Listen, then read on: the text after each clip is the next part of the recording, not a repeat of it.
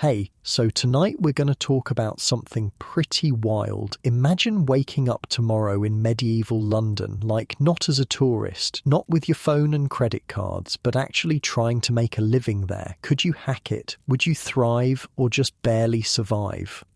Oh, and if you're enjoying these stories, I'd really appreciate a like or subscribe. Super curious where you're all listening from, so drop a comment with your location and what time it is there. Always blows my mind how people are falling asleep to this all over the world.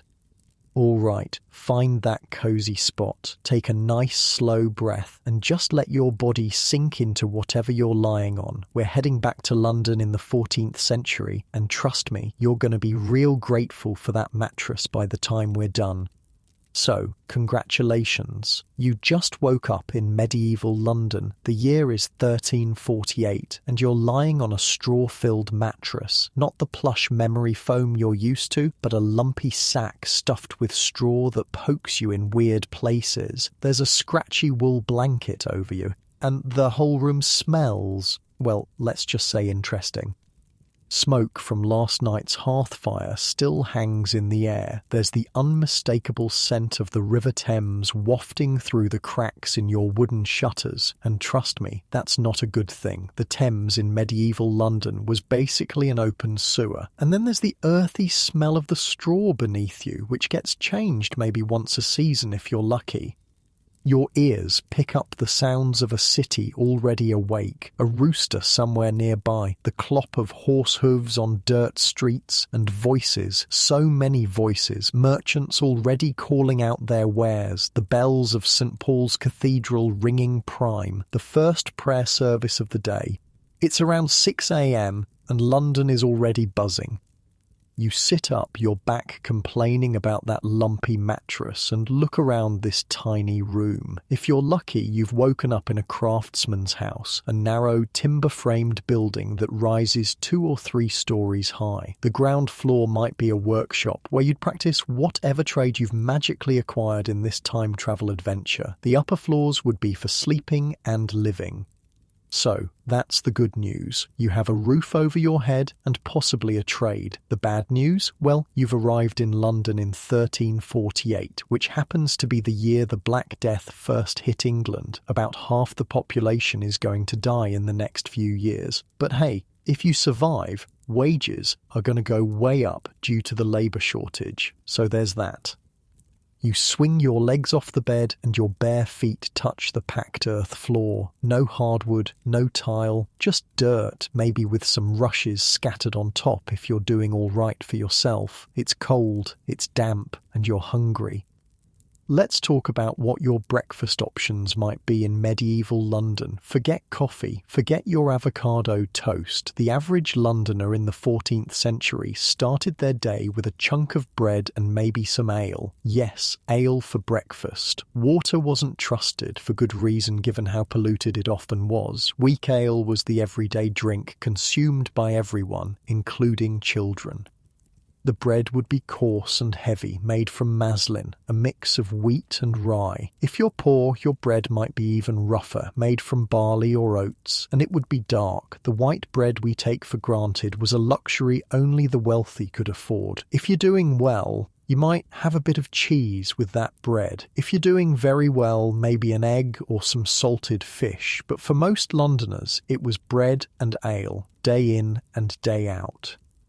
You chew your dense bread, washing it down with room temperature ale that tastes nothing like modern beer. It's weaker, for one thing, cloudier, less carbonated, and flavoured with herbs instead of hops, but it does the job of waking you up and filling your belly. Now you need to figure out how to make a living in this strange, smelly, vibrant city. The first thing to understand about making a living in medieval London is that it was a city ruled by guilds. These weren't like modern unions, they were more like clubs or brotherhoods that controlled who could practice certain trades, set standards for quality, and maintain monopolies in their particular crafts. By the mid-14th century, London had over 100 different guilds, and if you wanted to work in most trades, you needed to be a member of the appropriate guild. Some of the major ones included the mercers, cloth merchants, grocers, who sold spices and other goods in bulk, drapers, who sold cloth retail, fishmongers, goldsmiths, skinners, merchant tailors, haberdashers, salters, ironmongers, vintners, and cloth workers. Each guild jealously guarded its monopoly. If you tried to set up shop as, say, a goldsmith without being a member of the Goldsmiths Guild, you'd find yourself in trouble real fast. Guild members would report you, and you could face fines or even imprisonment. So, how do you join a guild? Well, there were three main paths: apprenticeship, patrimony, being the son of a guild member, or redemption, basically buying your way in if the guild allowed it. For most people, the journey began as an apprentice. Parents would pay a master craftsman to take their child, usually a boy, though some trades did accept girls, and teach them the trade. The apprentice would live in the master's house, receiving food, lodging and training in exchange for their labour. This arrangement typically lasted 7 years, though some trades required longer. As an apprentice, you'd start with the most basic tasks: sweeping the workshop, fetching materials, watching and learning. Gradually, you'd be trusted with more complex aspects of the craft. An apprentice blacksmith might start by just pumping the bellows, then move on to helping hammer out simple items, before eventually learning to forge more complicated pieces. Apprenticeships weren't easy. The hours were long, dawn to dusk, 6 days a week. The work was often physically demanding, and masters had almost complete authority over their apprentices. Some were kind and fair, others were harsh taskmasters who used their apprentices as cheap labour. Running away from an apprenticeship was a serious offence, and apprentices who fled could be hunted down and forced to return. But if you stuck it out for those 7 long years, you'd become a journeyman. Now you could work for wages, either continuing with your master or finding employment with another craftsman. You weren't yet a full member of the guild. That status, known as becoming a freeman or gaining the freedom of the city, usually required creating a masterpiece to prove your skill, paying a fee, and being accepted by the existing members. Once you became a freeman, you could open your own shop, take on apprentices of your own, and participate in guild governance. The most successful guild members might eventually become part of the livery, the elite of the guild who wore special clothing, livery, and wielded significant economic and political power in the city. This guild system created a relatively stable social structure with clear paths for advancement, but it also excluded many people. Women were generally limited to certain trades like brewing, silk making, or various aspects of the textile industry. Immigrants faced barriers to guild membership, and the poor often couldn't afford the fees associated with apprenticeship or guild membership. So, what if you weren't in a guild? What were your options for making a living in medieval London? You could work as unskilled labour. The city always needed porters to carry goods, labourers to help with construction, or servants in wealthy households. These jobs paid poorly. A labourer might make 2 to 3 pence per day compared to a skilled mason who could earn 6 pence or more. But they required no special training or guild membership. You might become a huckster, a small-scale retailer selling food or other basic goods from a stall or basket. Many women made their living this way, selling fish, fruits, vegetables, or bread. It wasn't lucrative, but it could keep you fed. If you had a bit more capital, you could try your luck as a brewer or baker. These trades were less tightly controlled than many others, partly because the city needed lots of bread and ale to feed its growing population. Brewing, in particular, was often a female occupation in the early medieval period, though by the 14th century it was becoming more male-dominated as it became more commercialized.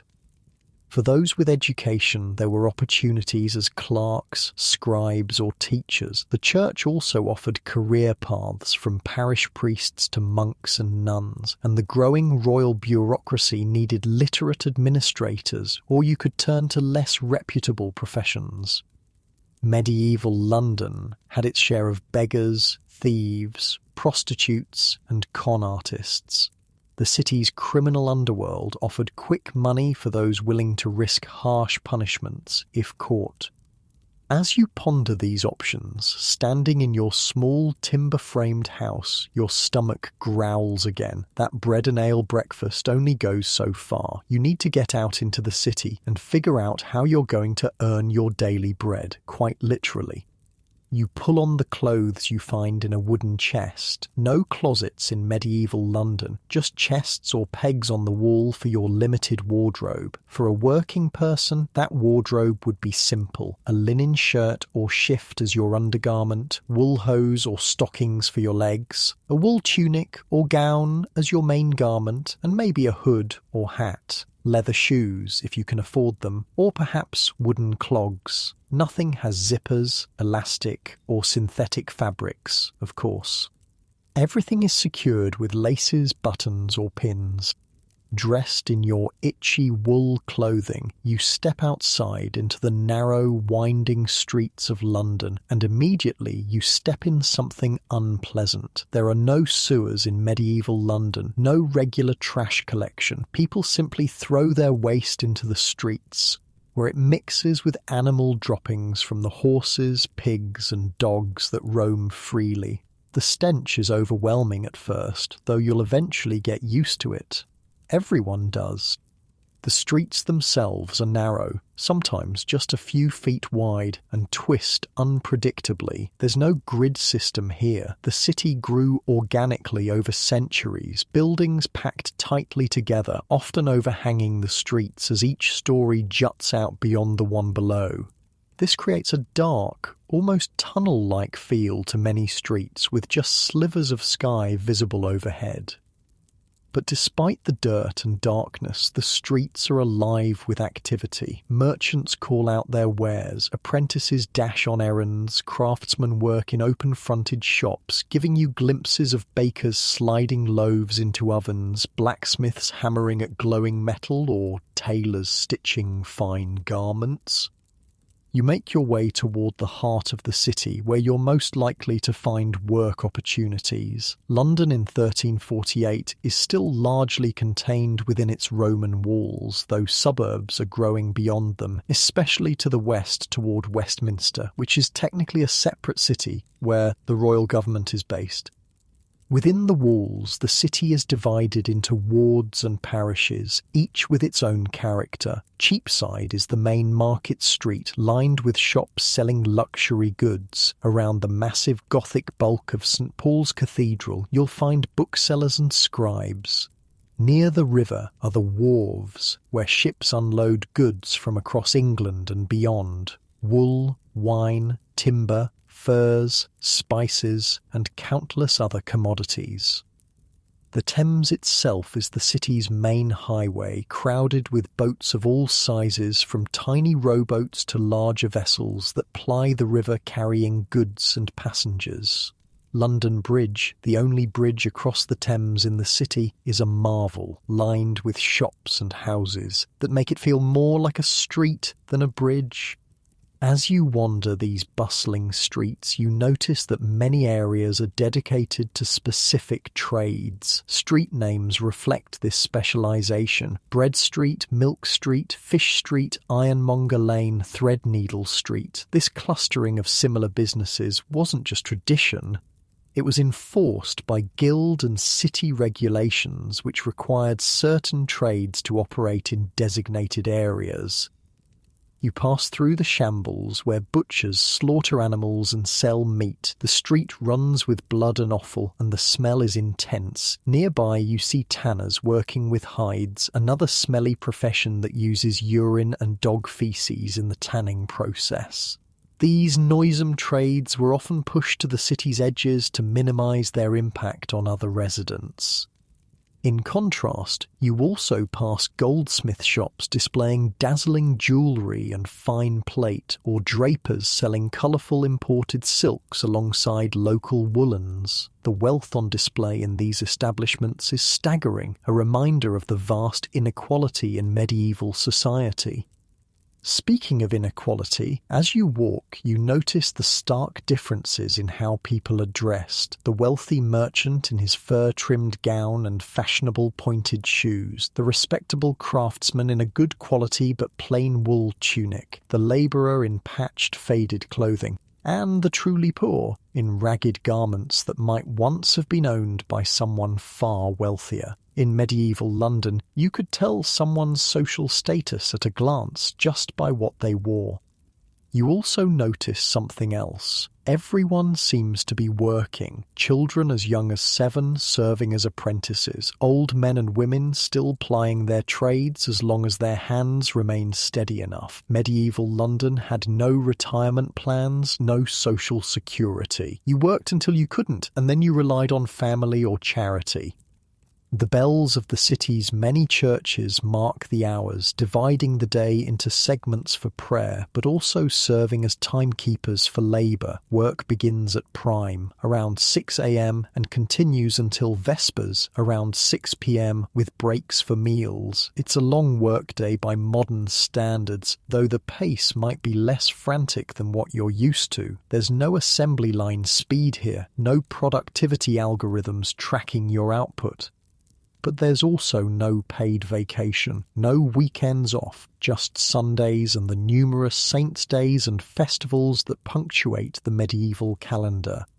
As noon approaches, your stomach reminds you that it's been hours since that meagre breakfast. The smell of cooking food drifts from cookshops and taverns. For those who can't cook at home, which includes many Londoners living in single rooms without private kitchens, these establishments provide ready-made meals.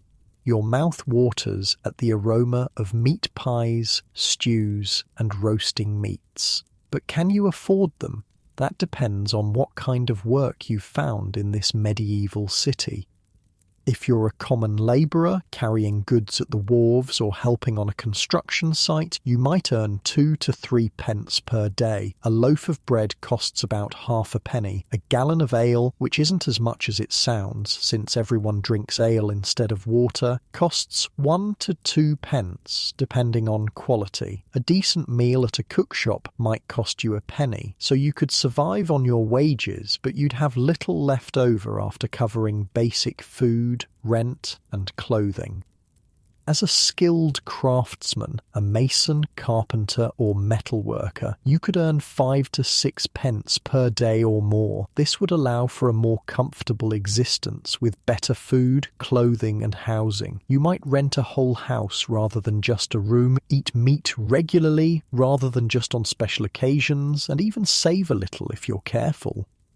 The real money, though, is in trade and commerce. Successful merchants dealing in wool, wine, spices, or luxury goods could become tremendously wealthy. The richest merchants might own multiple properties, wear silk and fur, eat exotic imported foods, and wield significant political power through their guild connections and loans to the crown. But that kind of success usually required capital to start with, and also luck, connections, and business acumen. For most newcomers to London, like you, the path would begin much more humbly. As you consider your options, you shift a little, finding that perfect spot in your bed. Your muscles relax, settling deeper into comfort while you drift through the crowded streets of medieval London, watching craftsmen at work in their shops. A carpenter planes a piece of oak, curls of wood falling to the packed earth floor. The steady rhythm of his work continues as you move past his shop. Your footsteps fall into the same comforting cadence, tap, tap, scrape, as you explore further into the warren of streets that make up London's craft districts. You notice that most workshops are small, just a master working with maybe 1 or 2 journeymen and an apprentice or 2. Mass production doesn't exist here. Everything is made by hand, piece by piece, with techniques passed down through generations. There's beauty in this slow, methodical approach to creating things. No rush, just steady, focused work. Your attention is drawn to a cluster of buildings where the air shimmers with heat. This is Smithfield, where metalworkers of all kinds ply their trade. The constant ringing of hammers on anvils creates a strange music that echoes through the narrow streets. Sparks fly as a blacksmith shapes a piece of glowing iron, his face shiny with sweat despite the cool spring air.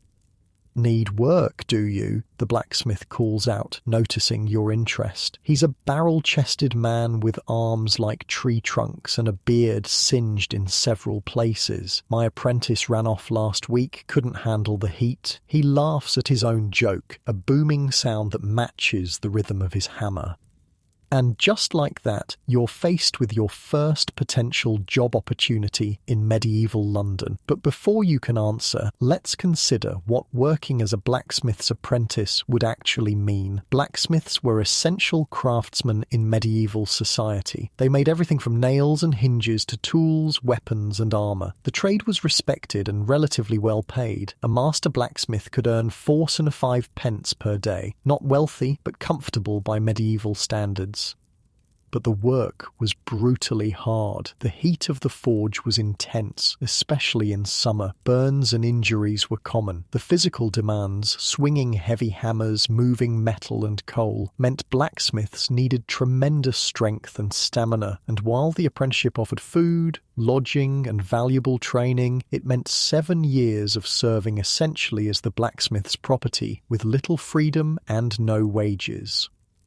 You hesitate, feeling the blast of heat from the forge wash over you. Your modern body, unused to such physical labour, might not be up to the challenge, and besides, there are other opportunities to explore. You thank the blacksmith but move on, your body naturally finding a more comfortable rhythm as you continue your exploration. The tension in your shoulders eases a bit as you leave the oppressive heat behind. Next, you find yourself in a different district where the air is filled with a very different smell, the yeasty aroma of brewing ale. Medieval London was dotted with brew houses, many run by women known as alewives or brewsters. Brewing was one of the few trades where women could achieve some independence and financial success.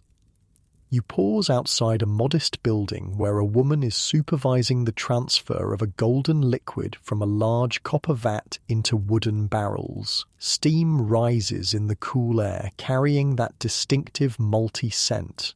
"Looking for work?" she asks, wiping her hands on her apron. "I could use another pair of hands. My daughter's with child and can't lift the barrels anymore." Brewing might be a better option for your modern sensibilities. The physical demands, while still significant, aren't quite as brutal as blacksmithing, and the brewing industry had several advantages in medieval London. For one thing, everyone drank ale, men, women, even children. Water was often unsafe, and ale provided both hydration and calories. A typical medieval person might consume a gallon of weak ale per day. That meant steady demand for brewers' products. Additionally, brewing required relatively little specialized training or equipment to get started, making it accessible to newcomers. Many households brewed their own ale for personal consumption, but commercial brewing could be profitable, especially if you developed a reputation for quality. The downside, by the 14th century, brewing was becoming more regulated and commercialized. The older pattern of small-scale brewing by alewives was giving way to larger operations run by male brewers organized into guilds. Competition was increasing and profit margins could be slim. Still, working for an established brewster would provide immediate income and valuable skills. You might earn 2 to 3 pence per day as a brewery worker, plus potentially free ale. Not a bad perk. As you consider this option, you feel your feet settling more comfortably on the packed earth of the street. Your breathing naturally slows to match the rhythmic bubbling of the brewing vats, but there are still more possibilities to explore. You thank the brewster and continue on your way. The next street you turn down is alive with colour and the soft rustle of fabric. This is the domain of London's textile trades, a major economic engine of medieval England. Wool was the country's primary export, and cloth production employed countless people in a complex chain from raw wool to finished garments. You pass shops where dyers work with great vats of coloured liquid, transforming plain cloth into vibrant hues. The smell is pungent. Many dyes used urine as a fixative, but the results are beautiful. Blues from woad, reds from madder, yellows from weld, and dozens of other colours created through careful combinations and processes. Nearby, weavers work at looms, the shuttle flying back and forth with hypnotic regularity. Spinners twist wool into thread, their fingers moving with practiced precision. Fullers stomp on wet cloth to clean and thicken it, while shearmen use giant scissors to trim the nap to an even length. These textile crafts were organised into various specialised guilds, each jealously guarding its particular part of the process. The work was less physically demanding than blacksmithing or brewing, but it required dexterity and attention to detail. A weaver notices your interest and beckons you closer. "Ever worked a loom?" he asks, not pausing in his work. When you shake your head, he nods thoughtfully. Could still use help, though, carrying cloth, running errands, learning the trade bit by bit. Proper apprenticeship would be 7 years, but if you're quick to learn, the textile industry offers yet another possibility. As an unskilled assistant, you might earn only 1-2 pence per day to start, but there would be clear paths for advancement if you showed aptitude, and the demand for cloth was reliable. Everyone needed clothing, from the simplest shift to the most elaborate ceremonial robes. The steady back-and-forth movement of the loom is almost hypnotic. You find yourself swaying slightly in time with it, your muscles relaxing into the gentle rhythm. There's something soothing about the repetitive nature of the work, despite its complexity. But before you can decide, your stomach growls loudly, reminding you that it's well past midday and you still haven't eaten. The morning's bread and ale are long gone. You need to find food, and that means spending some of the few coins you've discovered in your pocket. This gives you a perfect opportunity to experience another aspect of making a living in medieval London, the food trades. Following your nose, you soon find yourself in a street lined with cookshops. These are essentially the fast food joints of medieval London, places where prepared food could be purchased for immediate consumption. They catered especially to single people, travellers and workers who lacked cooking facilities in their lodgings. The tantalizing smells make your mouth water. Meat pies with flaky crusts, pottage, thick stews of vegetables and grains, sometimes with small amounts of meat for flavour, fresh bread still warm from the oven, fish both fresh from the Thames and preserved with salt. You approach a stall where a ruddy-faced woman is selling small meat pies. "Penny each," she says briskly. "Fresh made this morning. Pork and onion." You hand over one of your precious pennies and receive a small, still warm pie in return. Finding a relatively clean spot to sit against a wall, you bite into your lunch. The crust is coarser than modern pastry, made with maslin flour, a mix of wheat and rye. The filling is simple but flavourful, seasoned with salt and what you think might be a hint of sage. As you eat, you observe the food sellers around you. Like brewing, food preparation was often a female occupation in medieval London. Women worked as bakers, brewers, fishmongers and poulterers. They sold fruits, vegetables, dairy products and prepared foods like your meat pie. These food trades offered reasonable opportunities for women to earn independent incomes, though rarely wealth. A successful cookshop owner might make 3 to 4 pence per day in profit after expenses, not enough to live luxuriously, but sufficient to maintain a modest household. The regulations around food were strict, however. The assize of bread and ale set prices based on grain costs. Bakers who sold underweight loaves could face public humiliation in the pillory. Food quality and honest measurement were taken seriously in a city where food scarcity was an ever-present concern. You finish your pie, licking the last bits of savoury filling from your fingers. Your belly is a little less empty now, though one small pie is hardly a feast. Still, it gives you energy to continue your exploration of potential livelihoods in this medieval metropolis. Your next discovery is a noisy, crowded building from which spill both raucous laughter and the smell of ale much stronger than what you had at breakfast. This is a tavern, one of hundreds scattered throughout London, offering drink, food, socialisation and sometimes lodging. Taverns were vital social institutions in medieval cities. They served as meeting places, informal business offices, entertainment venues and information exchanges. News and gossip flowed as freely as the ale and wine. Running a tavern could be quite profitable. Unlike brewers, who primarily produced ale for consumption elsewhere, tavern keepers sold drinks at retail prices for on-premises consumption, allowing for better margins. They also often offered food and lodging, creating multiple revenue streams. A successful tavern keeper in 14th century London might earn 6 to 8 pence per day or more, comparable to a master craftsman in a respected trade, but the business required capital to start. You'd need a suitable building, furnishings, stock, and usually employees. It wasn't a trade you could easily enter without resources.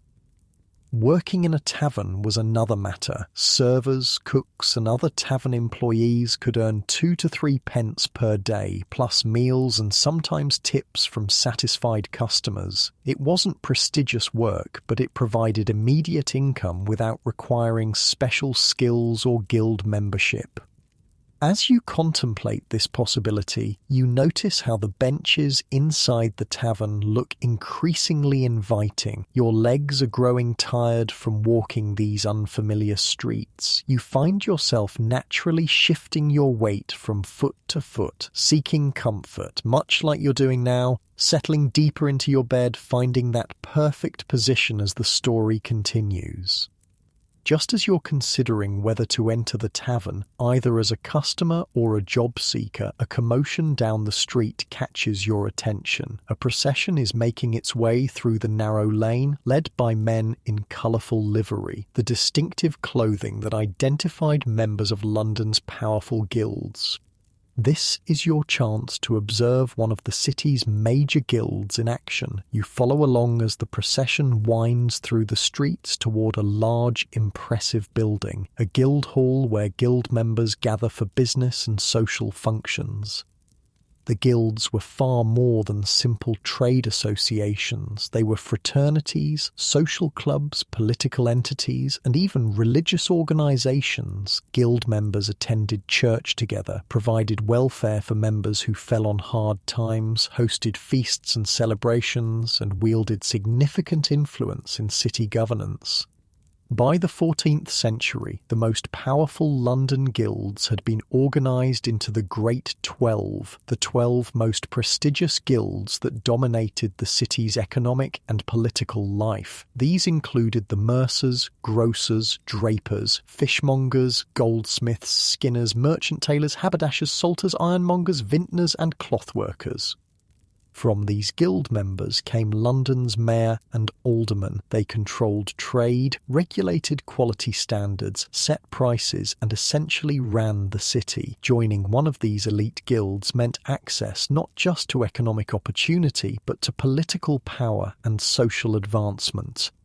But such membership was increasingly difficult to attain unless you were born into a guild family or had significant wealth to buy your way in. The guilds were becoming more exclusive, protecting their members' privileges by limiting new entrants.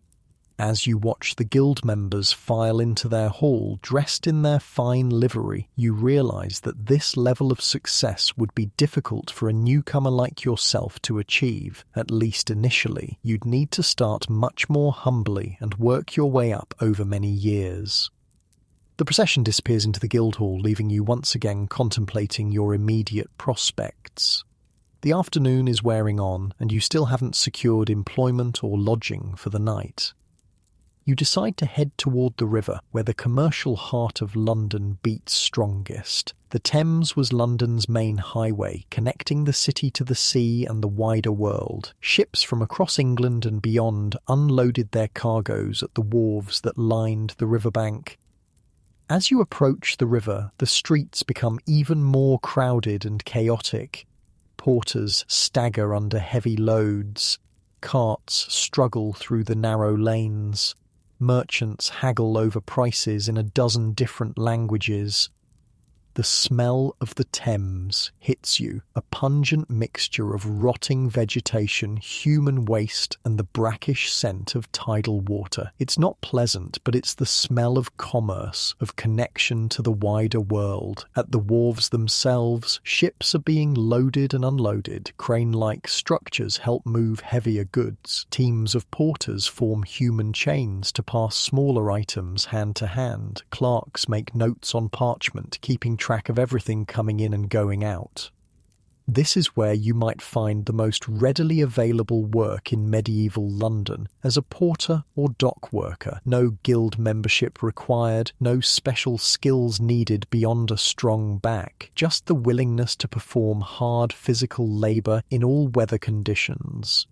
The pay would be modest, 2 to 3 pence per day, but it was cash in hand at the end of each day. For someone new to the city without connections or capital, it represented an immediate source of income. You approach a man who seems to be directing a group of porters unloading wool bales from a ship. "Looking for work?" you ask, trying to sound confident. He looks you up and down, assessing your physical capabilities. "Ever carried wool before?" When you shake your head, he shrugs. "Not difficult, just heavy. 4 pence for the day, paid when we finish, probably another 3 hours of work." 4 pence is a decent wage. Better than you expected. Enough for food and maybe a bed in a shared room at a cheap inn. It won't make you rich, but it's a start. "I'll take it," you say. He nods and points to where you should join the line of workers, and just like that, you've found your first job in medieval London. The work is indeed simple but exhausting. The wool bales weigh around 240 pounds each, requiring 2 men to carry them safely. Your modern muscles, unused to such labour, scream in protest. Your hands, softer than those of men who've done physical work all their lives, quickly develop painful blisters. But you persist, gritting your teeth against the discomfort. Each bale successfully moved is one step closer to earning those 4 precious pennies, one step closer to surviving your first day in this harsh but vibrant medieval world. As you work, you learn bits of information from your fellow porters. Good places to find cheap lodging, which cook shops offer the best value, what other jobs might be available for unskilled workers like yourself. "Always need men at the shambles," says one, referring to London's meat market. "Bloody work, but steady. Building sites too," adds another. "St. Paul's always has something going on, pays decent if you don't mind heights." By the time the last bale is unloaded, the sun is low in the sky. Your back aches, your hands are raw, but there's satisfaction in completing the job, and even more in the 4 silver pennies the foreman counts into your palm. "Back tomorrow if you want more of the same," he says, not unkindly. "Be here at prime." That's the first canonical hour, around 6 a.m, marked by church bells throughout the city. You nod, pocketing your hard-earned wages. 4 pennies won't go far, but it's enough for tonight. Enough for food, and a place to sleep. Tomorrow, you can decide whether to return to the docks or seek other opportunities.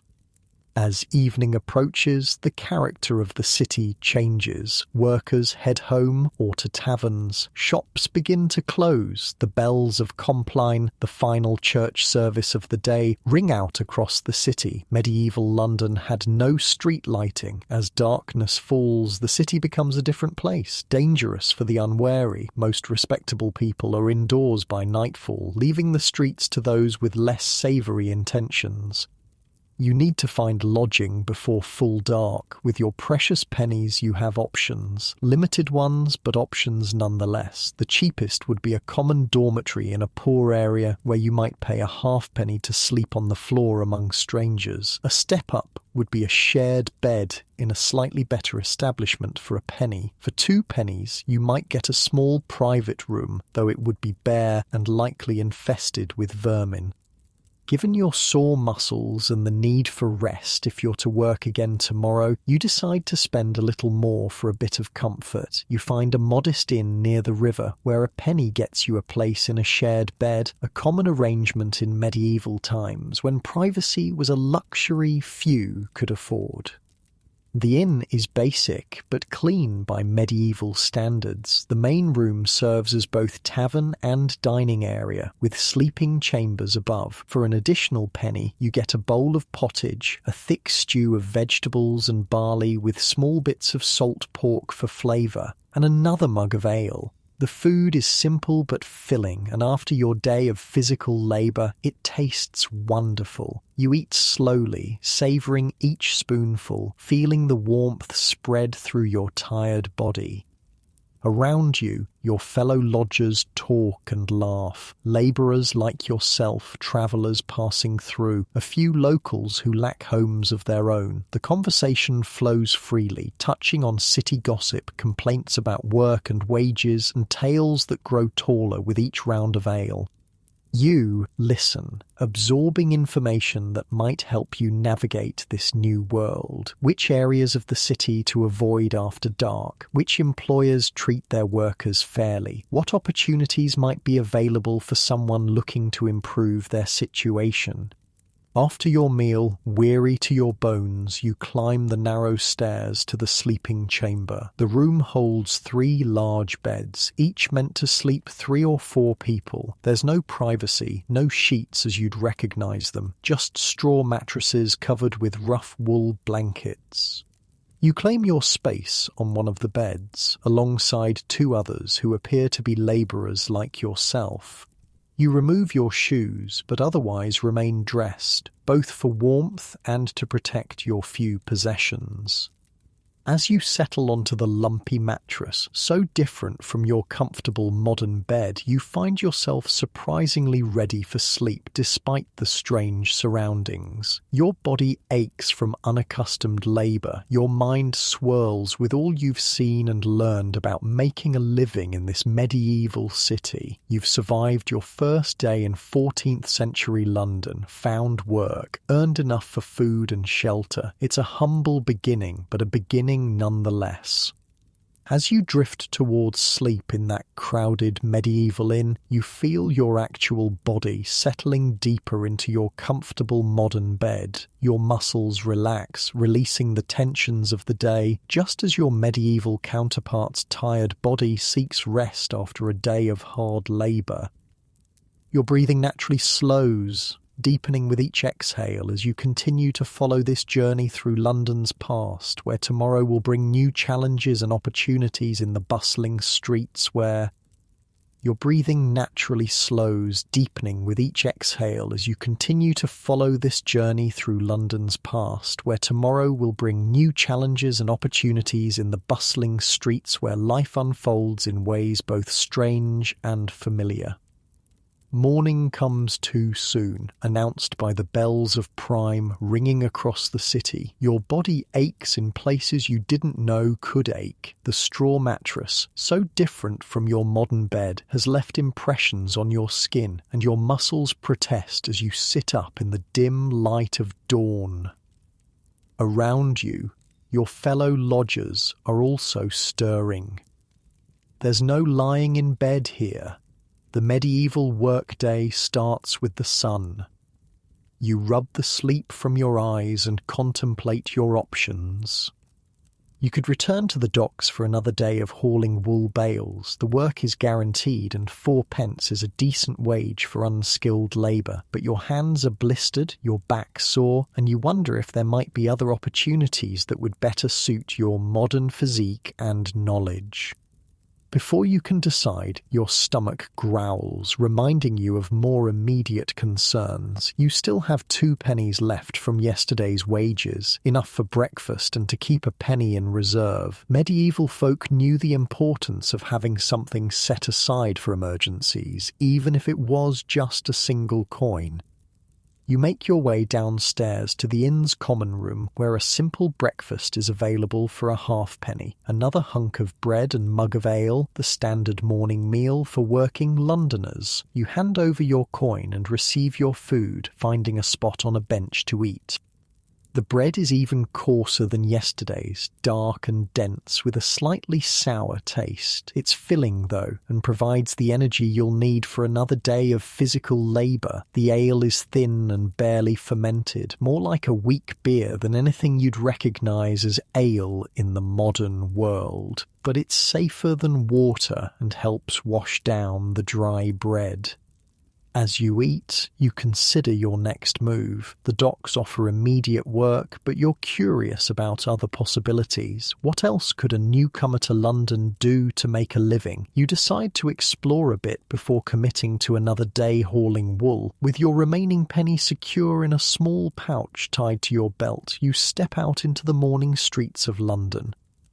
The city is already awake and bustling. Apprentices hurry to open their masters' shops. Market vendors set up their stalls. The smell of fresh bread mingles with the less pleasant odours of the unwashed city. You make your way toward Cheapside, the main market street and commercial heart of medieval London. If there are opportunities to be found, they'll likely be here or in the streets branching off from it. Cheapside in the 14th century is a broad, bustling thoroughfare lined with shops selling all manner of goods. The name comes from the Old English seep, meaning market, and indeed it's a shopper's paradise if you have the money. Goldsmiths display gleaming jewellery, mercers sell fine imported silks, grocers offer exotic spices from the Far East.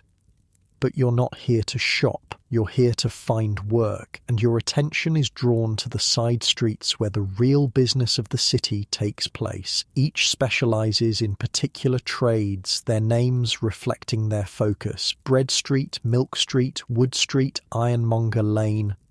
You turn down Bread Street, where the warm, yeasty smell of baking fills the air. London's bakers were vital to the city's food supply, producing the staple that formed the foundation of most people's diets. Bread wasn't just a side dish in medieval times, it was the main event, providing the bulk of calories for ordinary folk. The baking trade was strictly regulated. The assize of bread set prices based on grain costs and specified standard weights for loaves. Bakers who cheated their customers by selling underweight bread could face the pillory, a public punishment where the offender was locked into a wooden frame with holes for the head and hands, exposed to public ridicule and abuse. Despite these risks, baking offered a decent living. A successful baker might earn 4 or 5p per day in profit, enough to maintain a comfortable household. And unlike some trades, baking didn't require guild membership to practice, though the most successful bakers did join the Bakers' Guild for the protections and privileges it offered.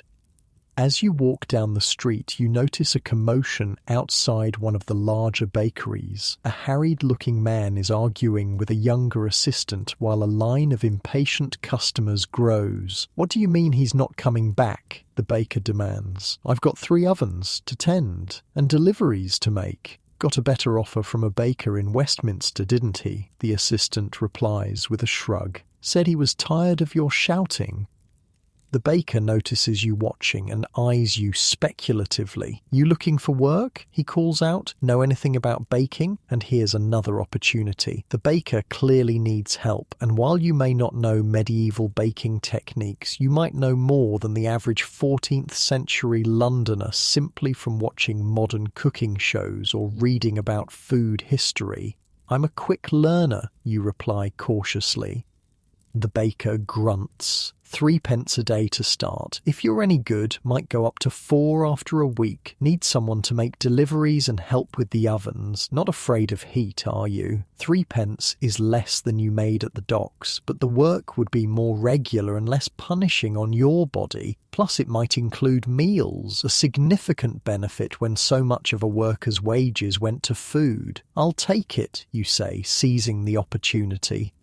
Good. I'm Thomas Baker. It's both his name and his profession. Medieval surnames often reflected occupation. Get in here and we'll see what you're worth. The bakery is a large open room dominated by 3 brick ovens built into the wall. The heat is intense, especially as you move closer to the ovens where flames lick at piles of wood. Several workers shape dough at a large table, their movements quick and practiced. Thomas explains your duties. You'll make deliveries to regular customers, wealthy households and businesses that contract with the bakery rather than sending servants to queue each day. You'll also help tend the ovens, keeping the fires at the right temperature and loading and unloading loaves with a long wooden peel, a shovel-like tool. "Can you read?" Thomas asks abruptly. You nod, perhaps before considering whether a typical medieval labourer would have this skill.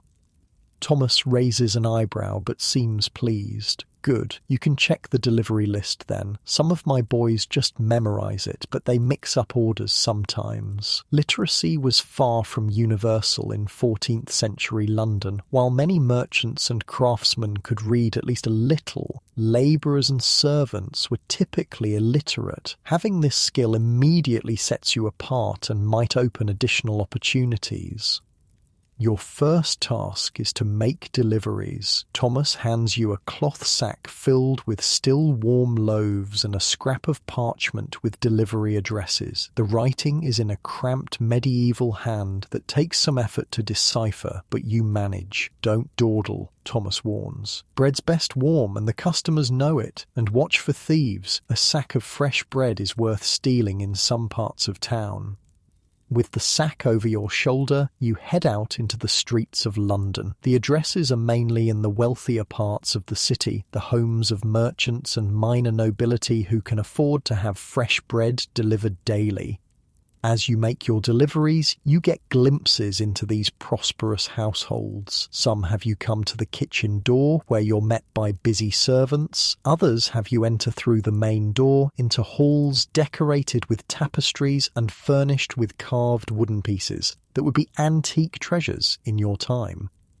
The contrast between these homes and the crowded inn where you spent the night is stark. Medieval London was a city of dramatic inequality, where extreme wealth existed alongside grinding poverty.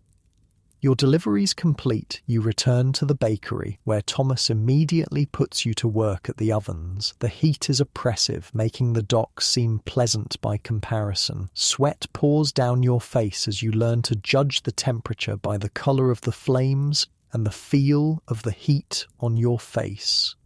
"Not too close," warns an older worker when you peer into an oven. "Seen men lose their eyebrows that way, or worse." Baking was hazardous work. Burns were common. The constant exposure to flour dust caused respiratory problems. Fires could spread quickly in wooden buildings, and bakeries with their large ovens were frequent sources of city-wide conflagrations. but there were compensations. As a baker's assistant, you're allowed to eat broken or imperfect loaves, a significant benefit when bread was the staple food. The work, while hot, isn't as physically punishing as hauling wool bales, and you're learning a valuable trade that could eventually lead to opening your own bakery. By the end of the day, you're exhausted but satisfied. Thomas counts out 3 silver pennies, your first day's wage. He seems pleased with your work. "Back tomorrow at dawn," he says. "If you're not afraid of the heat, I'll be here," you confirm, pocketing your wages. With 3 more pennies, you now have 4 in total, enough for another night at the inn, supper, breakfast, and still a penny to save. It's a small step toward financial security, but an important one. As you walk back toward your lodgings, you reflect on the day's experiences. Baking offers a stable living, but the conditions are harsh. Are there other trades that might better suit you? Your thoughts are interrupted by a commotion ahead. A crowd has gathered around a public notice being read aloud by a city official. You join the onlookers, curious about what's happening. "By order of the mayor and alderman," the official announces in a booming voice, "due to reports of a great mortality in parts east, all ships from affected ports are hereby quarantined for 40 days before any persons or goods may enter the city." A murmur runs through the crowd. You feel a chill despite the warm evening air. The great mortality can only be the Black Death, the devastating plague that ravaged Europe in the mid-14th century. Historical records indicate it reached England in 1348, exactly the year you found yourself in. The plague would eventually kill between 1/3 and 1/2 of London's population, but it would also perversely create economic opportunities for survivors. With labour suddenly scarce, wages rose dramatically. Surviving craftsmen could demand better terms. Social mobility increased as positions opened up in guilds and households decimated by the disease. This grim historical knowledge gives you a strange advantage. While others may flee the city in panic when the plague arrives in full force, you know that those who survive will enter a labour market transformed in workers' favour. For now, though, the disease is still just a distant threat. The immediate concern is continuing to establish yourself in medieval London's economy. The next morning, you return to the bakery as promised. Thomas seems mildly surprised. Perhaps he's used to new workers not returning after experiencing the heat of the ovens, but sets you immediately to work. This becomes your routine for the next several days. Rise at dawn, breakfast at the inn, work at the bakery until evening, return to your lodgings for supper and sleep. It's a simple life, but not an uncomfortable one. The work is steady, the pay reliable, and you're learning valuable skills. You also begin to build relationships with your fellow workers and the bakery's customers. Medieval London, for all its harshness, was a deeply social place. People lived their lives in public to a degree that would seem strange to modern sensibilities. Work, worship, eating, drinking, even sleeping often took place in communal settings. These relationships are important. In a city without formal social services, your network of friends, neighbours and colleagues was your safety net. If you fell ill or injured, these were the people who might help you. If you needed to borrow money or find new work, these connections could make the difference between success and destitution. One evening, about a week into your new life, you're having supper at your usual inn when a better-dressed man sits down across from you. He's wearing the distinctive livery of one of London's guilds. The grocers, you think, from the design. "Heard you're working for Thomas Baker," he says, without preamble. "Also heard you can read. That right?" You nod cautiously, wondering where this is leading. "My master needs an assistant who can read and keep simple accounts," he continues. "Current boys moving up to apprentice proper, pays 4 pence a day to start, more if you prove capable. Interested?" this is a significant opportunity. The grocers were one of London's most powerful guilds, dealing in spices, dried fruits, sugar, and other luxury food items imported from across Europe and beyond. Working for a grocer would mean better pay, less physically demanding work, and potential entry into the lucrative world of medieval commerce. It would also mean leaving the bakery after Thomas gave you a chance. Medieval society placed high value on loyalty, and departing so soon might be seen as ungrateful. On the other hand, social mobility required seizing opportunities when they arose. As you weigh this decision, you notice how the hard wooden bench of the inn has somehow become more comfortable as you've settled into it. Your body has grown accustomed to the physical demands of medieval life, finding ease even in circumstances your modern self would consider harsh. You shift slightly, muscles relaxing as you lean against the rough wooden wall, contemplating this new prospect while the warm glow of the hearth fire casts dancing shadows across the room where... Contemplating this new prospect while the warm glow of the hearth fire casts dancing shadows across the room where patrons talk in low, comfortable murmurs, their voices a gentle backdrop to your thoughts. I'd need to give Thomas notice, you say finally. He gave me a chance when I needed it. The man nods approvingly. Your sense of obligation, even to a short-term employer, reflects well on your character. Fair enough. Tell him John Peppertree asked after you. He'll understand. Come to the grocer's hall on Poultry Street when you've settled with him. Ask for Master Richard. With that, he rises and leaves you to finish your meal, the possibility of advancement turning over in your mind. The next morning, you approach Thomas with a mix of gratitude and apprehension. Medieval employment didn't involve 2 weeks' notice or formal resignation letters, but common courtesy and London's tight-knit business community meant that leaving on good terms was important. Grocers Guild, eh? Thomas says when you explain. He doesn't seem surprised or particularly upset. Good opportunity, better than baking if you've got the head for numbers. He gives you a shrewd look. You're different from most labourers that come through here. More educated. Wondered how long before someone noticed. He pays you your 3 pence for the day, even though you've only worked the morning. Tell Richard I said you're honest. That means something. Coming from me. And just like that, your career as a baker's assistant ends. You thank Thomas sincerely for the opportunity and the recommendation, then head toward Poultry Street and the Grocer's Hall. The Grocer's Hall is a substantial building, not as grand as the Guildhall where the city government meets, but impressive nonetheless. The symbol of the guild, a camel laden with spices, is carved above the entrance, a reminder of the exotic trade that is the guild's business. Inside, you're directed to an office where Master Richard, a prosperous-looking man in his 50s with a well-trimmed beard and rich clothing, interviews you briefly. John says you can read. Let's see. He hands you a parchment with a list of spices and their prices. You read it aloud, carefully pronouncing unfamiliar terms like grains of paradise and galingale, exotic spices from Africa and Asia that commanded high prices in medieval Europe. Master Richard nods, satisfied. And figures? Can you reckon sums? When you demonstrate basic arithmetic, he seems even more pleased. Good.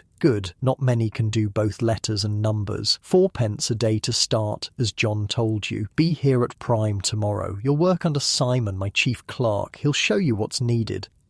Just like that, you've moved up the medieval career ladder from unskilled dock worker to baker's assistant to clerk for a member of one of London's most powerful guilds. Your literacy and numeracy, skills taken for granted in your time but rare and valuable in the 14th century, have opened doors that would remain closed to most newcomers to the city. The next morning, you report to the grocer's hall, where Simon, a thin, serious man in his 30s, explains your duties. You'll keep records of purchases and sales, manage inventory in the storerooms, and sometimes accompany Simon or Master Richard to the wharves to inspect incoming shipments. It's mentally demanding work compared to your previous jobs, but physically much easier. Instead of hauling wool or enduring the heat of bakery ovens, you spend your days in a relatively comfortable office, writing with quill and ink on parchment and vellum. The materials themselves are a window into medieval technology: parchment made from animal skins, ink made from oak galls mixed with iron sulfate, quill pens cut from goose feathers. Simple tools, but in skilled hands, they created the records that made complex commerce possible. The grocers dealt primarily in grocery, the medieval term for goods sold in bulk or by weight. This included spices like pepper, cinnamon, and cloves, dried fruits such as dates and figs, sugar, a rare luxury in medieval Europe, dye materials like alum and Brazilwood, and various medicinal substances used by apothecaries. These goods arrived at London's docks from across Europe and beyond, brought by ship up the Thames. The most exotic items came via complex trade networks stretching to the Middle East and Asia, passing through many hands before reaching England. As a clerk, you get to witness this international commerce firsthand. You accompany Simon to inspect a shipment of pepper from the Mediterranean, watching as Master Richard samples the black corns, crushing them between his fingers and sniffing critically. "Good quality," he pronounces. "Dry, fragrant. We'll take the lot." The transaction involves several £100s of pepper, worth more than a skilled craftsman might earn in a year. Such were the sums involved in the spice trade, where rare commodities could command extraordinary prices. Your work also brings you into contact with London's elite. Master Richard's customers include wealthy merchants, minor nobility, and senior church officials, people who can afford luxuries like pepper that costs as much as a day's wages for a labourer, or cinnamon that sells for even more. When these customers visit the grocer's hall to place orders, you're responsible for recording their purchases and calculating the amounts owed. It's a position of considerable responsibility, requiring accuracy and discretion.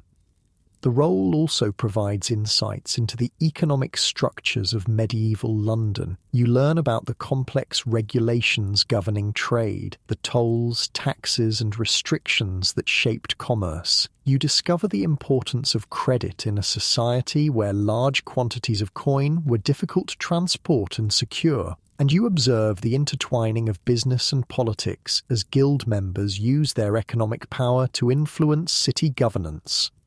Your daily routine takes on a comfortable rhythm. You rise with the sun, break your fast at a cook shop near the grocer's hall, your improved wages allowing for better meals, work until midday, take a dinner break, then return to work until the light begins to fade.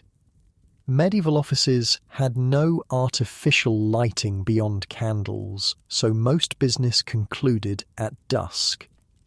With your earnings of 4p per day, 24p or 2 shillings per week, you're now making a lower middle-class income. It's enough to afford better lodgings, moving from the shared bed at the Common Inn to a small private room in a respectable boarding house. The room is still basic by modern standards. Just a bed, a chest for your growing collection of belongings, and perhaps a stool. But it offers privacy and relative comfort.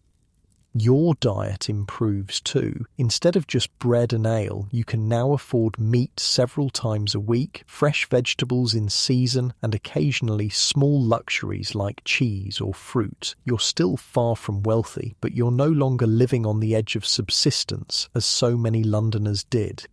As weeks pass, you settle into your new position and gain Master Richard's trust. Your responsibilities increase, as does your understanding of how business operates in medieval London. You begin to see potential opportunities, ways you might eventually establish yourself as more than just a clerk.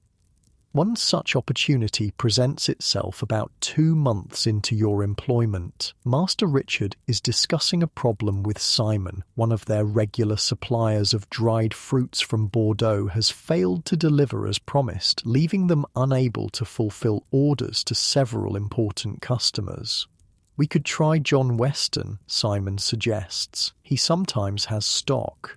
Master Richard shakes his head. "Weston and I had a disagreement last year. His prices are robbery besides." You hesitate, then speak up. "What about trying the vintners? They have connections in Bordeaux for wine. They might know suppliers with dried fruits too." Both men look at you with surprise. It's a logical suggestion, but one that wouldn't occur to many because the wine and spice trades operated in separate spheres despite sharing geographic connections. "Not a bad thought," Master Richard admits. "I know Thomas Vintner. I'll send him a message." Your suggestion works out. Thomas Vintner does indeed know a reliable supplier of dried fruits in Bordeaux who can provide what Master Richard needs. The crisis is averted, and you've demonstrated value beyond your basic clerical duties. A week later, Master Richard calls you into his private office. "That was good thinking with the vintners," he says without preamble. "Simon tells me you've been quick to learn the business too. How would you like to become my apprentice properly? 4 years instead of the usual 7 given your age and abilities. No wages during that time but room and board in my household and a place in the guild when you complete your term." This is a significant offer. Apprenticeship to a member of the Grocers Guild would provide entry into one of London's most prestigious and profitable trades. As Master Richard's apprentice, you'd live in his house, learn all aspects of the business, and eventually become a free man of the city with the right to trade independently. The lack of wages during the apprenticeship would be offset by room and board, and the long-term prospects would far exceed what you could expect as a clerk. It's the kind of opportunity that rarely came to those not born into guild families.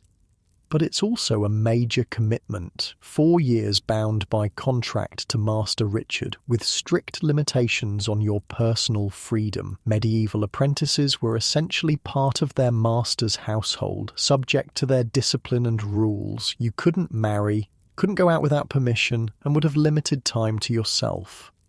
As you consider the offer, you're aware of how far you've come from those first uncertain hours in medieval London, from dock worker to baker's assistant to clerk, and now potentially an apprentice in one of the city's most powerful guilds. It's a path of upward mobility that was possible but rare in the stratified society of 14th century England. "I'm honoured," you tell Master Richard truthfully. "May I have until tomorrow to consider?" He nods, unsurprised by your caution. "Of course, it's no small decision." That evening, as you return to your lodgings, you pass through Cheapside just as the markets are closing for the day. Vendors pack away unsold goods, apprentices sweep shops, and the declining sun casts long shadows between the timber-framed buildings. The street that was so bustling and noisy during the day grows quieter. You can hear snatches of song from a nearby tavern, the distant tolling of church bells for vespers, the clop of horse hooves on packed earth. Medieval London had a different rhythm after dark. Without widespread artificial lighting, activity followed the sun. Most work ceased at dusk. People gathered in homes and taverns, sharing meals, stories, and companionship by firelight and candlelight. You decide to stop at a tavern for supper and to think over Master Richard's offer. The establishment is warm and inviting after the cooling evening air. A fire crackles in the hearth, casting flickering light across the room. The smell of roasting meat makes your stomach growl appreciatively. You find a seat at a long communal table and order ale and a hot meat pie. While waiting for your food, you observe your fellow patrons, craftsmen stopping for a drink on their way home, a group of merchants discussing business, a handful of labourers pooling their pennies for a shared jug of ale. Medieval taverns were important social spaces where people from different walks of life mingled and news spread. They served as informal business venues, job markets, and information exchanges. The conversations around you touch on everything from city politics to the price of wool to rumours of strange sicknesses in the port cities, an ominous reminder of the plague that historical records tell you is approaching. Your food arrives, a savoury pie filled with minced meat and vegetables, fragrant with herbs and spices. It's delicious, a far cry from the plain bread and pottage that formed the bulk of most medieval diets. Your improved circumstances allow for such small luxuries now. As you eat, you weigh Master Richard's offer. Becoming a grocer's apprentice would mean security and the prospect of eventual wealth and status. The trade in spices and luxury goods was enormously profitable. Successful grocers owned substantial properties, influenced city politics, and lived in relative comfort. But it would also mean years of subservience and limited freedom during what should be the prime of your life, and there's the plague to consider. Historical knowledge tells you it will reach London soon, killing perhaps half the population. Would being in a merchant's household increase or decrease your chances of survival? There's also the question of whether this medieval life is permanent. Are you truly trapped in the 14th century, needing to build a long-term existence here, or is this some temporary displacement that might end as mysteriously as it began, returning you to your modern life? With no way to know, the prudent course seems to be establishing yourself as securely as possible in this world, while remaining adaptable to changing circumstances. By the time you finish your meal, you've reached a decision. You'll accept Master Richard's offer. The apprenticeship provides the best balance of immediate security and future opportunity. It places you within a wealthy household, which might offer some protection when the plague arrives. And it sets you on a path to becoming a freeman of London with all the rights and privileges that status entails. The next morning you inform Master Richard of your decision. He seems pleased, instructing Simon to draw up the apprenticeship contract, a legal document that will bind you to his service for the specified term. You'll move into my house at week's end, he tells you. Simple quarters, but comfortable enough. My wife will show you the household rules. I expect diligence and discretion from my apprentices. The rest you'll learn as we go. The contract is written on parchment in careful legal Latin. It specifies your obligations to Master Richard and his to you. You'll serve him faithfully, keep his secrets, obey his instructions, and refrain from gambling, frequenting taverns without permission, or marrying. In return, he'll provide food, lodging, clothing, and instruction in the art and mystery of the grocer's trade. Both you and Master Richard sign the document, which is then witnessed by Simon and sealed with Master Richard's personal seal, a lump of wax impressed with his merchant's mark. The contract will be registered with both the Grocers' Guild and the city authorities, making it legally binding. And so you become an apprentice grocer in medieval London. Your daily routine changes again as you move into Master Richard's substantial house near the Guildhall. It's a timber-framed building rising 3 stories high, with a shop and counting house on the ground floor, family quarters on the first floor, and rooms for servants and apprentices under the eaves. Your room is small but private, a luxury compared to the communal sleeping arrangements of many apprentices. You share it with just one other apprentice, a boy of 15 named Will, who has already served 2 years of his term. He becomes your guide to the household's routines and expectations. Life as an apprentice is more structured than your previous experiences in medieval London. Your days follow a strict schedule set by the household's needs and Master Richard's business. You rise before dawn for prayers led by the household chaplain, break your fast with the other servants and apprentices, then begin the day's work. This work is varied and educational. Sometimes you accompany Master Richard to the wharves to inspect incoming shipments or to the warehouses where goods are stored. Other days you learn to grade and price spices, memorizing the subtle differences in appearance, smell, and taste that distinguish high-quality merchandise from inferior goods. You practice the complex calculations needed to convert between different measurement systems and currencies, essential skills in international trade. You also begin to meet other members of the Grocers Guild, forming connections that could prove valuable later in your career. Medieval business relied heavily on personal relationships and trust networks. Who you knew was often as important as what you knew. As the weeks pass, you settle into this new life with increasing comfort. The household provides better food and living conditions than you could afford on your own. The work, while demanding, is interesting and offers constant learning opportunities. And your status as Master Richard's apprentice gives you a defined place in the social hierarchy of medieval London. You find your muscles relaxing into the rhythm of this medieval life, your body adapting to its patterns and demands. Even the straw-filled mattress seems comfortable now as your limbs grow accustomed to its contours. You shift slightly, finding that perfect spot where the day's tensions melt away into the simple pleasure of rest at day's end. Your breathing slows naturally as you lie in the small room under the eaves, listening to the night sounds of the city, distant church bells, the call of the night watch, the soft murmur of voices from the street below where life continues even as darkness falls over medieval London.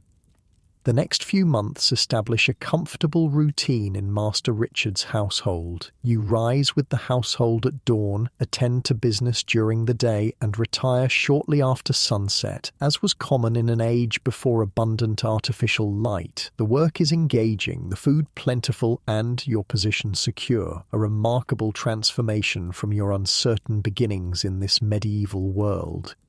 But as summer wanes and autumn approaches, troubling rumours begin to spread through London. The Great Mortality, what later centuries would call the Black Death, has reached England's shores. First reported in the port of Melcombe in Dorset in June, by October 1348 it has spread to London. The city's narrow streets and crowded, unsanitary conditions make it an ideal breeding ground for the disease. The first cases appear in the poorer parishes, but the plague shows no regard for wealth or status. Within weeks, it has spread throughout London, killing indiscriminately. Medieval medicine has no effective treatment for the plague. Physicians recommend aromatic herbs, bloodletting, and prayer, none of which provide any real protection. Some Londoners flee to the countryside, hoping to escape infection. Others barricade themselves in their homes. Many turn to religion, joining processions of flagellants who whip themselves through the streets, seeking divine mercy. Master Richard, more pragmatic than most, takes what precautions he can. The household is forbidden from drinking water from public wells, which he correctly suspects may spread disease. Windows facing the street are kept closed to prevent bad air from entering. Vinegar, believed to purify the air, is sprinkled throughout the house. Despite these measures, the plague reaches Master Richard's household in November. First, a kitchen maid falls ill, developing the characteristic swellings, buboes in her groin and armpits. She dies within days. Then one of the other apprentices, Will's bedmate, shows symptoms. Master Richard has him moved to an outbuilding, but it's too late. The infection has already spread.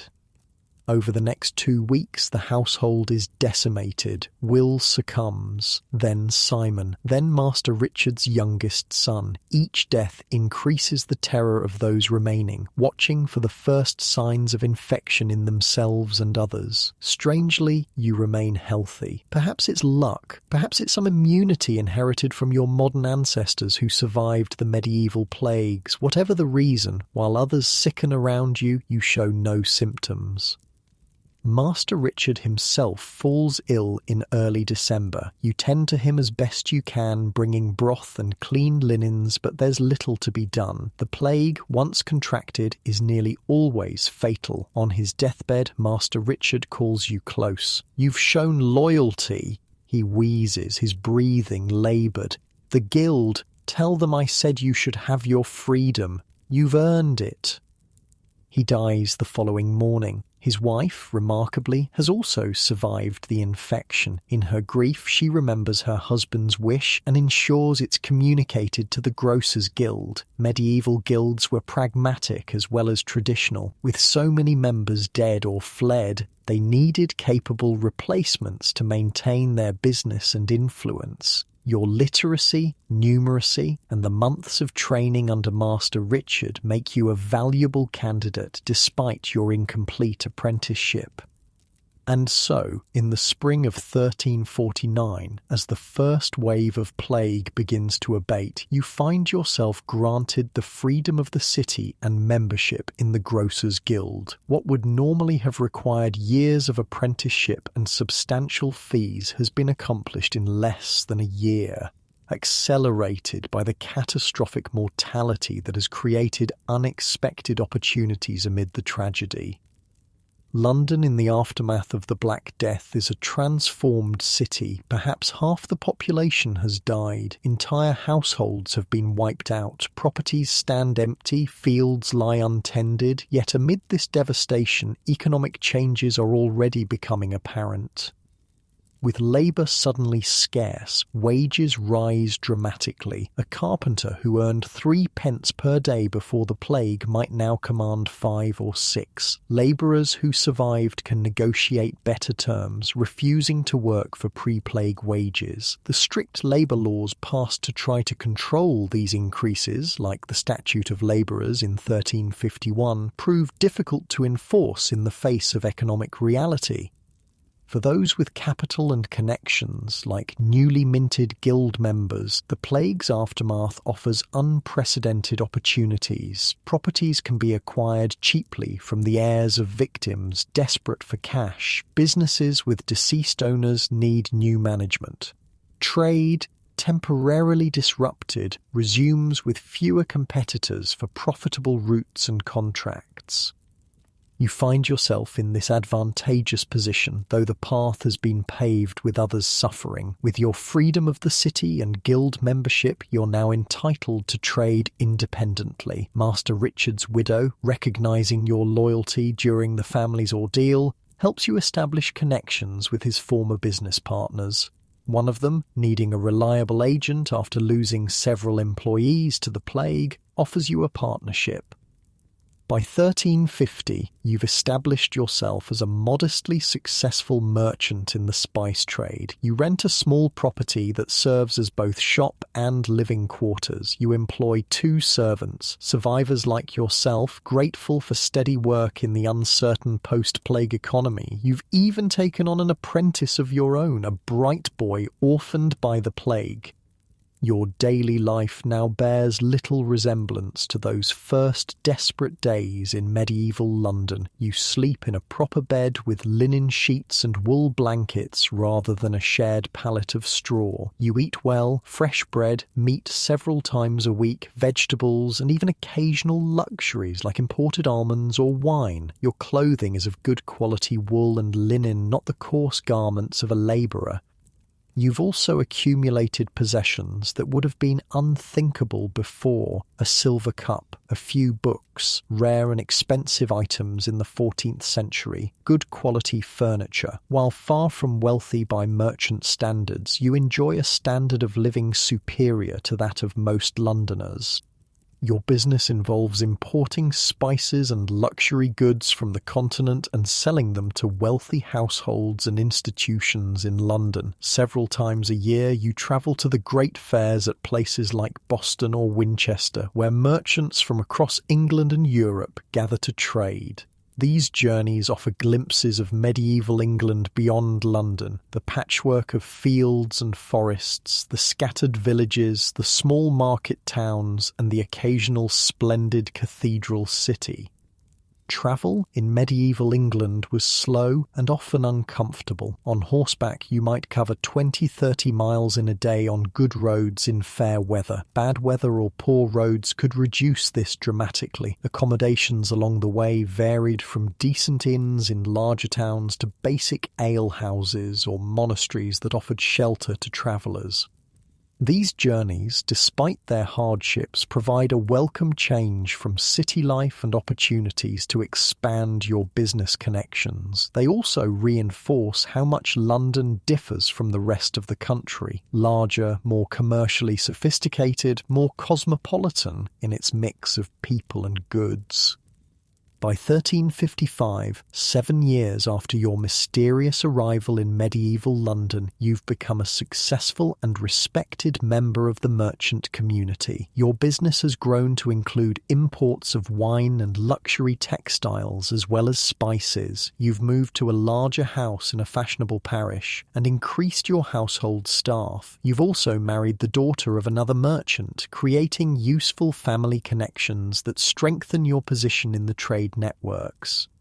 Marriage in medieval London was as much an economic partnership as a romantic relationship. Your wife brings a substantial dowry that allows for further expansion of the business. She also takes charge of the household management, supervising servants and apprentices, maintaining accounts, and often managing the shop when you're travelling. Medieval merchants' wives frequently played active roles in family businesses, particularly in London, where commercial opportunities for women were greater than in many parts of Europe. Your rise from penniless newcomer to established merchant has been remarkable, even in the socially fluid environment created by the plague. Yet it reflects a real pattern in medieval London's economy. The city offered genuine opportunities for advancement to those with skills, particularly during periods when labour was scarce and social structures disrupted. Not everyone was so fortunate, of course. For every success story like yours, countless others remained trapped in poverty or died young from disease, malnutrition, or accident. Medieval London was a place of stark contrasts: great wealth alongside grinding poverty, magnificent churches alongside filthy slums, scholarly learning alongside widespread illiteracy.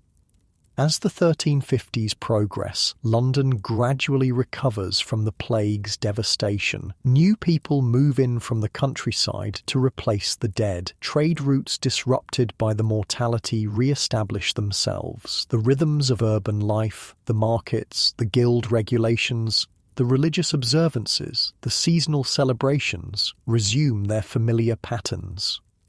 But some changes prove lasting. Labour remains relatively scarce, keeping wages higher than before the plague. This creates a class of more prosperous workers and craftsmen who can afford better food, clothing and housing than their pre-plague predecessors. Social mobility increases as opportunities open up in guilds and institutions devastated by the mortality. These economic and social shifts eventually contribute to the decline of the feudal system and the rise of a more commercialized economy. The world that emerges from the plague years is not radically different. Medieval institutions and beliefs remain fundamentally intact. But subtle changes have been set in motion that will, over centuries, transform European society. Your own life reflects these broader patterns. By 1360, you've become a wealthy merchant with substantial property holdings and investments. You serve on the Common Council of London, participating in the city's governance. Your children, 2 sons and a daughter who survived the dangerous early years of childhood, are positioned to inherit your wealth and status, with apprenticeships arranged for the boys and a substantial dowry set aside for your daughter. What began as a desperate struggle for survival has become a successful medieval life story. Through a combination of skills, adaptability, fortunate timing, and yes, the privilege of knowledge from your modern perspective, you've not just survived but thrived in 14th century London.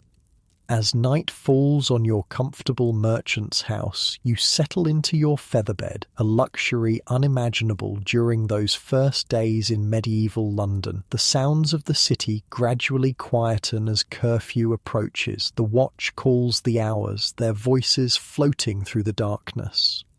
A distant church bell tolls Compline, the final prayer service of the day.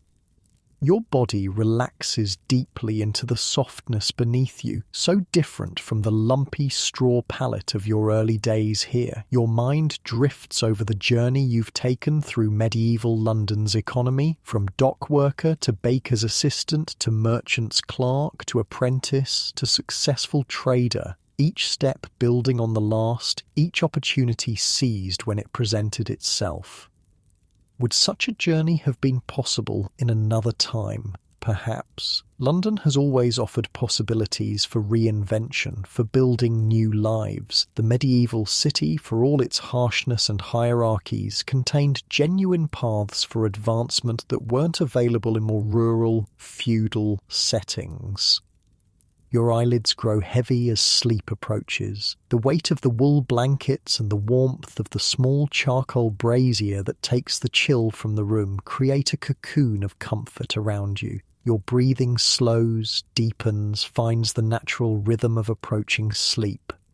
In these drowsy moments between wakefulness and dreams, the boundaries between past and present seem to blur. The medieval London you've inhabited these past years and the modern world from which you came begin to merge and overlap in your consciousness. Perhaps the true lesson of your journey isn't about the specific ways to make a living in medieval London, but rather about the constants of human experience across time. The need for security, the value of adaptability, the importance of connections, the balance of risk and opportunity. These transcend the centuries, relevant in any age. Your thoughts become more fragmented as sleep draws nearer. Images from your medieval life float through your mind. The heat of the bakery ovens, the smell of exotic spices in Master Richard's warehouse, the devastation of the plague, the satisfaction of building a successful business from nothing. Each memory grows more distant, more dreamlike. Your muscles surrender completely to the mattress beneath you. Your jaw softens, your hands uncurl from whatever tension they held. Even your eyelids seem too heavy to possibly open again. The sounds of medieval London fade now, replaced by the gentle quiet of deep relaxation. The weight of the day, of the years, of this entire journey through a distant past lifts away like morning mist, leaving only the perfect stillness of approaching sleep.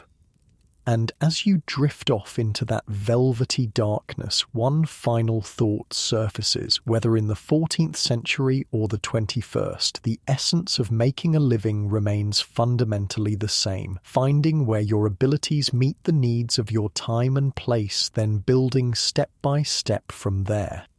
Sleep comes now, deep and peaceful. The medieval city continues its nighttime existence beyond your walls, but you no longer hear it. Your breathing settles into the slow, regular pattern of true rest. Your conscious mind surrenders to dreams, where perhaps you walk once more through London's ancient streets, or perhaps you find yourself back in the modern world, carrying with you the wisdom gained from this extraordinary journey.